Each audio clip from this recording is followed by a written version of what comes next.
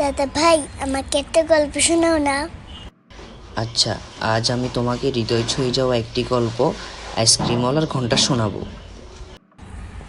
আচ্ছা, তাহলে শোনাও। প্রতিদিন বিকেল হলে পাড়ায় একটি পরিচিত মিষ্টি আওয়াজ শোনা যেত। টিং টিং করে বাজতে থাকা সেই ঘন্টার শব্দ শুনলে সবাই বুঝে যেত আইসক্রিমওয়ালা এসেছে। বড় বড় বাড়ির সামনে ঠেলাগাড়ি থামতো, অনেক বাচ্চা আনন্দে ছুটে আসতো আইসক্রিম কিনতে। রঙিন কাগজে মোড়া আইসক্রিম, ঠান্ডা আর মিষ্টি, সবাই খুশি হয়ে খেত। পাড়াটা তখন হাসি আর কথায় ভরে উঠত। এই বড় বাড়িগুলোর মাঝেই ছিল একেবারে ছোট্ট একটি ঘর। সেই ঘরে থাকতো এক মা আর তার ছোট ছেলে। তাদের জীবন ছিল খুব সাধারণ। মা কষ্ট করে সংসার চালাতেন। অনেক সময় নিজের খাওয়া ঠিক মতো হতো না। আইসক্রিম, খেলনা বা নতুন জামা এসব তাদের জীবনে খুব কমই আসতো। তবুও মা ছেলেটাকে আগলে রাখতেন যত্ন আর ভালোবাসা দিয়ে। ছোট্ট ছেলেটার খুব ইচ্ছে হতো আইসক্রিম খেতে। প্রতিদিন বিকেলে সে জানালার পাশে দাঁড়িয়ে থাকতো। দূর থেকে তাকিয়ে দেখতো আইসক্রিমওয়ালাকে, দেখতো অন্য বাচ্চাদের খুশির মুখ। তার চোখে তখন স্বপ্ন আর ইচ্ছার ঝিলিক দেখা যেত। কিন্তু সে জানতো মায়ের কাছে অত টাকা নেই, তাই সে কখনো বাইরে যেত না, কিছু চাইতো না, শুধু চুপচাপ জানালার ফাঁক দিয়ে তাকিয়ে থাকতো। আইসক্রিমওয়ালাটি একদিন বিষয়টি খেয়াল করলেন।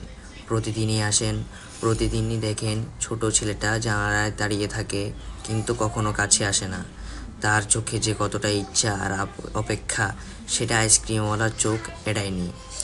সেদিন তিনি আর নিজেকে থামাতে পারলেন না। ঠেলাগাড়ি থামিয়ে ধীরে ধীরে জানালার কাছে এগিয়ে গেলেন।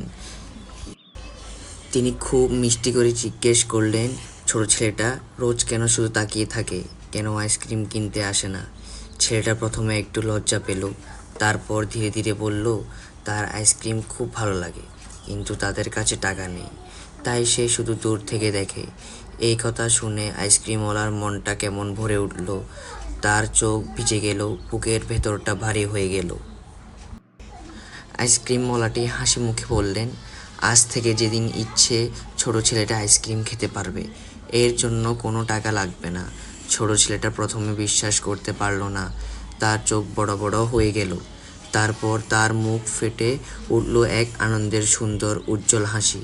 সেই হাসিটা যেন চারপাশ আলোকিত করে দিল। সেদিন থেকে ছোট ছেলেটা শুধু আইসক্রিমের স্বাদই পেল না, পেল ভালোবাসার স্বাদও। আর আইসক্রিমওয়ালা পেল এক গভীর মানসিক শান্তি। তিনি বুঝলেন একটু দয়া আর ভালোবাসা কারো জীবনে কত বড় সুখ এনে দিতে পারে। আসলে টাকা না থাকলেও মানুষের মন বড় হতে পারে। ভালো মানুষ হওয়াই পৃথিবীর সবচেয়ে সুন্দর পরিচয়।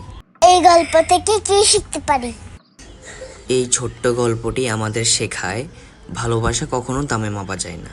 সামান্য একটু ভালোবাসা, একটু বিনামূল্যের হাসি হয়তো কারো জীবনের শ্রেষ্ঠ উপহার হয়ে উঠতে পারে। মনুষ্যত্বই আমাদের সবচেয়ে বড় পরিচয়। বন্ধুরা, ভিডিওটি ভালো লাগলে লাইক করে দিও।